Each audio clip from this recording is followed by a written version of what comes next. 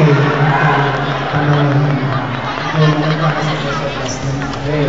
So, ang tanong ko sa'yo, ano yung number one? Wala kasing binibigay na maayos na po. When you feel tonight is that you are the most beautiful lady this evening. Yes or no? Okay, bakit? Ang tanong ko ngayon, bakit sabi mo yung pinakamagandang babae yung event? Oo nga, walang binigay na list na maayos. Thank you, Mr. President. Have a pleasant evening, everyone.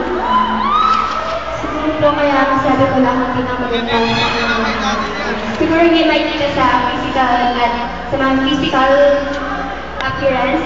Makikita yan sa puso. Sa puso.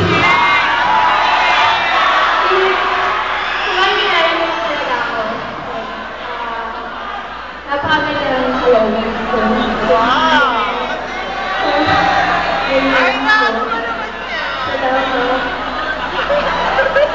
Thank you very much.